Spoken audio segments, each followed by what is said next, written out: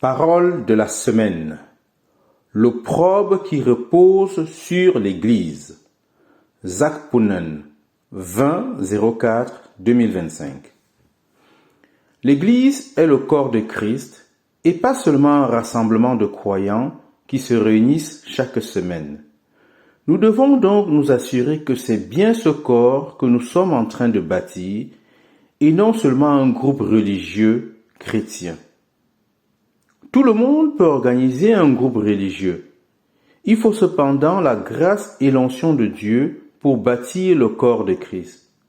Et pour cela, nous devons renoncer à nous-mêmes, mourir chaque jour et être remplis du Saint-Esprit. Sous l'Ancienne Alliance, les Israélites étaient une congrégation et non un corps. De nombreuses grandes églises aujourd'hui sont également des congrégations et non un corps. Certaines petites églises de maison sont un peu meilleures. Ce sont des associations, mais pas un corps. Mais Jésus est en train de bâtir son corps. Le premier corps de Christ a été vu par les hommes, couché dans une mangeoire pour le bétail. L'opprobre de cette naissance humiliante a été la marque par laquelle le corps de Christ a été identifié par les bergers. Vois Luc 2,12. C'est encore une fois dans l'opprobre que le corps de Christ a finalement été pendu sur la croix d'un criminel au calvaire. De la naissance à la mort, le premier corps de Christ a été caractérisé par l'opprobre de la part du monde séculier, aussi bien que du monde religieux. Toute véritable expression du corps de Christ aujourd'hui subira le même opprobre de la part du monde et de la chrétienté babylonienne.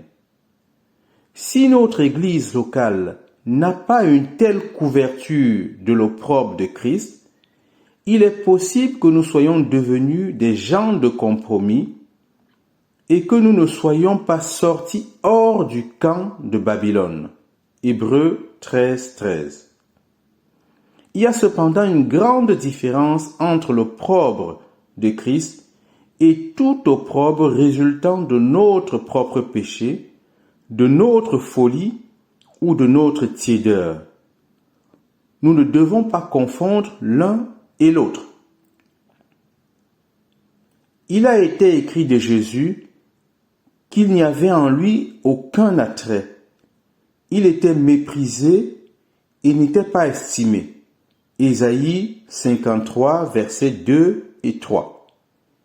Sa gloire était dans sa vie intérieure, pleine de grâce et de vérité, cachée à la plupart des hommes.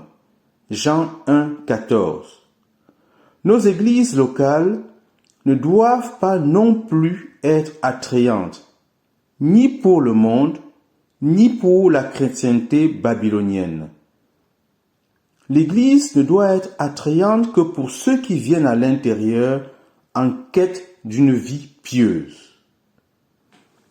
La tente du tabernacle avait de beaux rideaux à l'intérieur, mais le revêtement extérieur était fait de peau de bélier brun, foncé, recouvert de poussière et de saleté.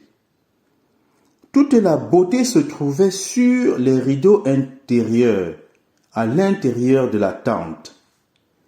L'épouse de Christ est également glorieuse dans sa vie intérieure. Psaume 45, 13. Et sur sa gloire intérieure, il y aura une couverture d'opprobre. Paraphrase d'Ésaïe 4, 5. C'est là que les dirigeants de l'Église ont une grande responsabilité.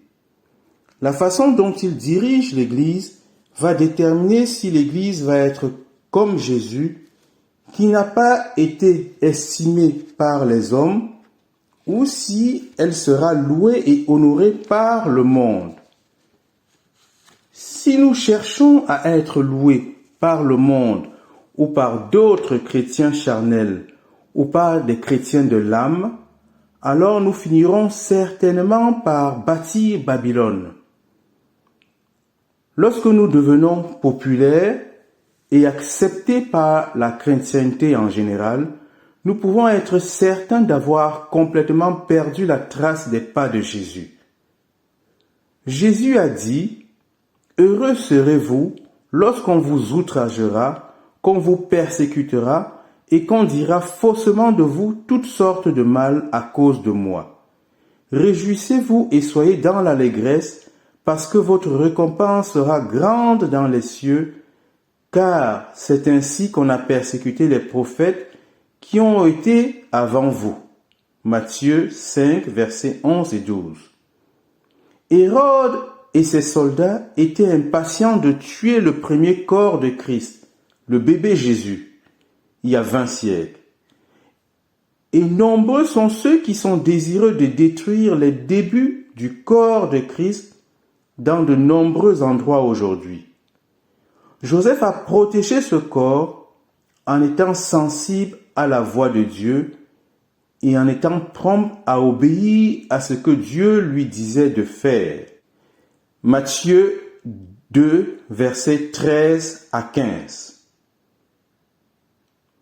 Nous qui avons des responsabilités dans l'Église de Christ, nous devons aussi être comme Joseph. Nous devons être des auditeurs, c'est-à-dire écouter ce que le Saint-Esprit nous dit et être prompts à obéir à ce qu'on nous dit. Si nous n'écoutons pas et n'obéissons pas, le corps de Christ dans notre localité subira une perte d'une certaine manière. Et nous pouvons en être tenus pour responsables le dernier jour. Nous devons prendre notre responsabilité au sérieux dans cette affaire, car nous devons rendre compte à Dieu pour toute âme qui nous a été confiée. Hébreux 13, 17.